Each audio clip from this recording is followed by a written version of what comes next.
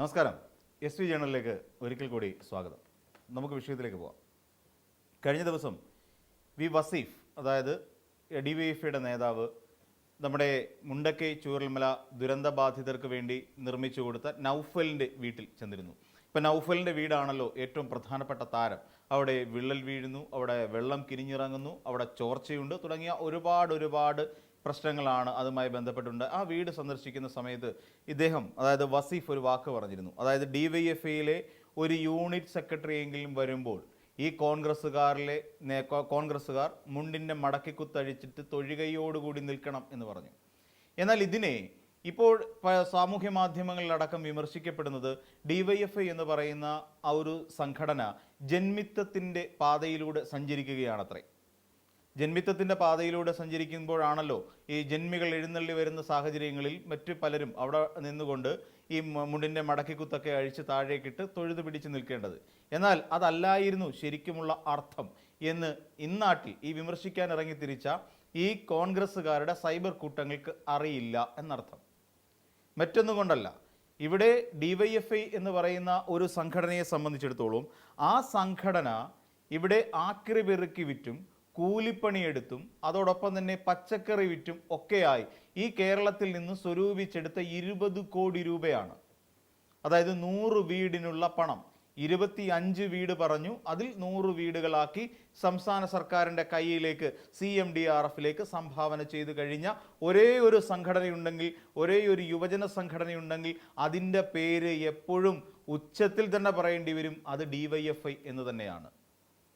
ഈ കഴിഞ്ഞ കാലഘട്ടത്തിന് ഇടയിൽ ഒരു രാഹുൽ മാങ്കൂട്ടത്തിൽ എന്ന് പറയുന്ന യൂത്ത് കോൺഗ്രസിൻ്റെ മുൻ സംസ്ഥാന അധ്യക്ഷൻ ഇവിടെ DYFIക്കാരെ വിളിച്ച് കളിയാക്കിയത് കഴിഞ്ഞ 7 വർഷമായി ഇവിടെ DYFIക്കാർ ചെയ്തുകൊണ്ടിരിക്കുന്ന ഒരേ ഒരു പ്രവൃത്തി പൊതിച്ചോർ വിതരണമാണ് എന്ന് പറഞ്ഞ് കളിയാക്കിയിരുന്നു.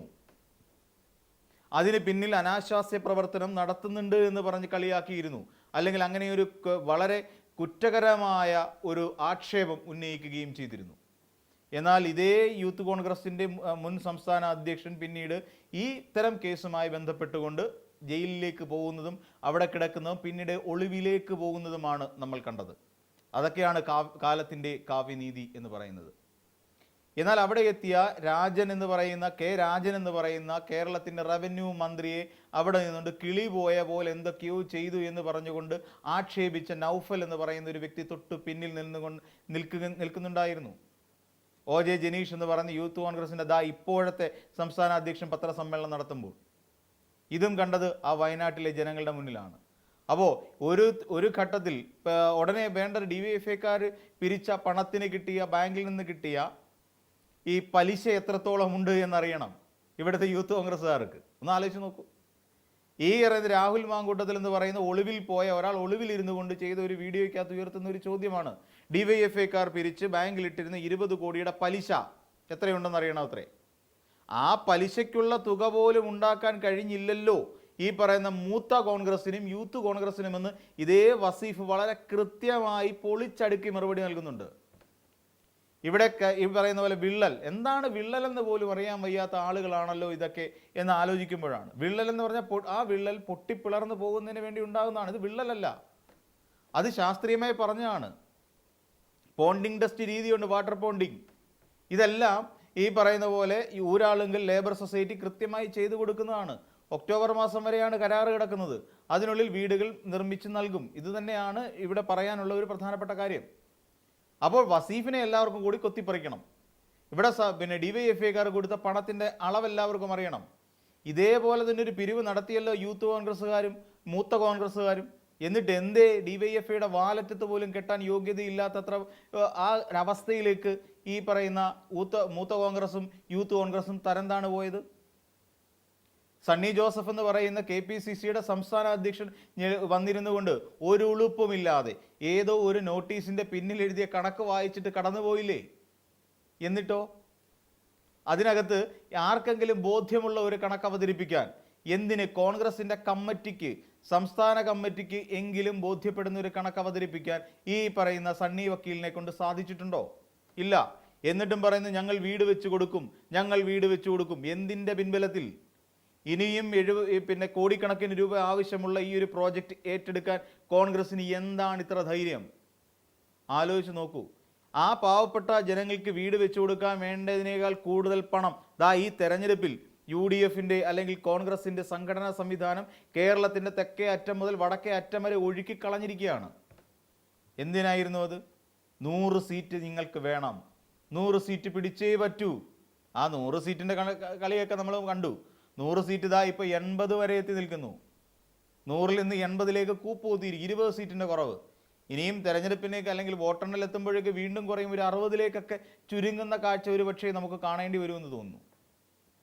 അപ്പം 100 80 80 60 അപ്പോഴും ഒരു തരത്തിൽ പോലും തെരഞ്ഞെടുപ്പിന് വേണ്ടി അല്ലാതെ, തെരഞ്ഞെടുപ്പിന് വേണ്ടിയിട്ടോ അല്ലെങ്കിൽ 10 വോട്ട് അവിടെ നിന്ന് കിട്ടാനോ വേണ്ടിയിട്ടല്ലാതെ ഇവിടെ വീട് വെച്ച് കൊടുത്ത് DYFI എന്ന് പറയുന്ന സംഘടനയും ഇവിടുത്തെ സംസ്ഥാന സർക്കാരും ഇവിടെ തല ഉയർത്തി പിടിച്ച് തന്നെ നിൽക്കുമെന്നേ.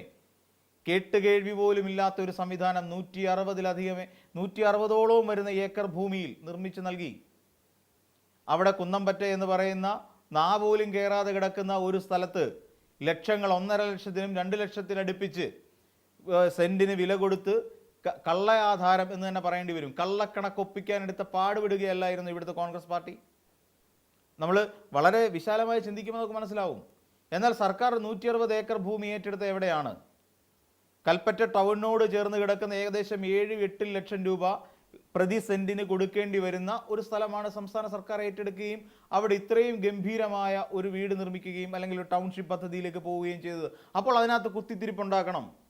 നൗഫൽ എന്ന് പറയുന്ന ഒരാളുടെ രാഷ്ട്രീയം വ്യക്തമാണ്. എങ്കിൽ പോലും നൗഫൽ എന്ന് പറയുന്ന ആ കോൺഗ്രസ്സുകാരനായിരുന്നിട്ട് കൂടി പറയുന്നൊരു വാചകമുണ്ട് അതിനകത്ത്. എന്താണെന്ന് പറഞ്ഞാൽ ആ വാചകം പറഞ്ഞ് എനിക്ക് സർക്കാരിൽ വിശ്വാസമുണ്ട്, എന്ന് വെച്ചാൽ കോൺഗ്രസിൽ വിശ്വാസമില്ല. കോൺഗ്രസ് വീട് വെച്ച് വരുമ്പോഴേക്കും അതിനകത്ത് താമസിക്കാൻ ആളുണ്ടാകണമെന്നില്ല എന്ന് വരെ നൗഫൽ ഒരു ഘട്ടത്തിൽ വ്യക്തമാക്കുന്നുണ്ടെന്നേ. എന്ന് വെച്ചാൽ ഈ പറയുന്ന കോൺഗ്രസ് സംവിധാനത്തിൽ തന്നെ അല്ലെങ്കിൽ കോൺഗ്രസിൻ്റെ ഈ ഒരു പ്രവൃത്തിയിൽ കോൺഗ്രസ്സുകാരനായിരിക്കുന്ന കോൺഗ്രസിൻ്റെ ഒരു അണി എന്ന് സ്വയം വിശേഷിപ്പിക്കുന്ന ആളിന് പോലും ഒരു വ്യക്തതയോ അല്ലെങ്കിൽ വിശ്വാസമോ ഇല്ല.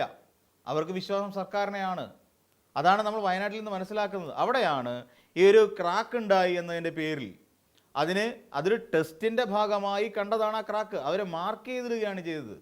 ആ മാർക്കിനെ പിന്നീട് മാധ്യമങ്ങൾ എന്ത് ചെയ്തു? ഇവിടുന്ന് വളർത്തി അതൊരു വിള്ളലാക്കി മാറ്റി. പണി തീർന്ന വീട്ടിൽ വിള്ളൽ, പിന്നെ വിതരണത്തിനായി അല്ലെങ്കിൽ നൽകാനായി കൈമാറ്റം ചെയ്യാനായി വെച്ചിരിക്കുന്ന വീടിനുള്ളിൽ വിള്ളൽ കണ്ടു എന്ന് പറഞ്ഞുകൊണ്ട് വലിയ മാധ്യമ ഭീകരന്മാരോട് വാർത്ത കൊണ്ട് മൂടുകയായിരുന്നു, സർക്കാർ കുറ്റക്കാരനാണെന്ന് വരുത്തി തീർക്കാൻ. ഒടുവിൽ ആ മാർക്കറിൻ്റെ പാട് മായ്ക്കാനായി ചെന്ന കെ രാജൻ എന്ന് പറയുന്ന മന്ത്രിക്ക് പ്രാന്താണ് എന്ന് പറയുന്ന, കിളി പോയി എന്ന് പറയുന്ന ഒരു വീട്ടുടമയെയും നമ്മൾ കണ്ടു. ഇതൊക്കെയാണ് കേരളത്തിലെ സാമൂഹ്യ അവസ്ഥകൾ. രാഷ്ട്രീയമാകാം, പക്ഷേ താറടിക്കുന്ന രാഷ്ട്രീയം പാടില്ല എന്നുള്ളതാണ് നമ്മൾ മനസ്സിലാക്കേണ്ടത്. അവിടെ സർക്കാർ ചെയ്ത ഏറ്റവും ബൃഹത്തായ ഒരു പദ്ധതി തന്നെയാണ് ടൗൺഷിപ്പ്. അതിൽ യാതൊരു സംശയവുമില്ല. ഇനിയും സ്ഥലം അധികമുണ്ട്. ആ സ്ഥലത്തിലൊക്കെ നോട്ടമിട്ടിട്ടായിരിക്കാം ഈ പറയുന്ന പോലെ OJ ജനീഷ് അടക്കമുള്ള, സണ്ണി വക്കീൽ അടക്കമുള്ള ഇവിടുത്തെ കോൺഗ്രസ് എന്ന് പറയുന്ന ഒരു വിഭാഗം അടക്കമുള്ള ആൾക്കാർ ഇറങ്ങി തിരിച്ചിരിക്കുന്നത്. അല്ലേ തന്നെ OJ ജനീഷിന് പൊന്നൊരുക്കുന്നത് പൂച്ചയ്ക്ക് എന്ത് കാര്യം എന്ന് ചോദിക്കേണ്ടി വരും. നാണമുണ്ടോ അവിടെ വാല് പിടിച്ചുകൊണ്ട് കയറി ചെല്ലാൻ OJ ജനീഷിന്? ഏതെങ്കിലും തരത്തിൽ ഉളുപ്പുണ്ടോ? അതുതന്നെയാണ് വസീഫ് ചോദിക്കുന്നത്. ഉളുപ്പുണ്ടോ എന്ന് ചോദിക്കുന്നു, അല്ലേ? അപ്പോൾ ഈ രീതിയിൽ സ്വയമേവ പണം പിരിക്കാൻ കഴിഞ്ഞിട്ടില്ല. പിരിച്ച പണം അത്രയും കൊണ്ടുവന്ന് അതിനകത്തൊരു വ്യക്തതയില്ല. കണക്ക് അവതരിപ്പിക്കാൻ കഴിയാത്തൊരു കോൺഗ്രസ് പാർട്ടി, മൂത്ത കോൺഗ്രസും യൂത്ത് കോൺഗ്രസും ഇവർക്കൊന്നും കണക്ക് അവതരിപ്പിക്കാനുള്ള യാതൊരു ബാധ്യതയുമില്ല. കണക്ക് എത്രയെന്ന് പോലും അറിയില്ല. വെറുതെ വിടുവായത്തം പറഞ്ഞുകൊണ്ട് അവിടെ കുത്തിത്തിരിപ്പുണ്ടാക്കാൻ വേണ്ടി മാത്രം ശ്രമിച്ചുകൊണ്ടിരിക്കുന്ന യൂത്ത് കോൺഗ്രസ്മാർ.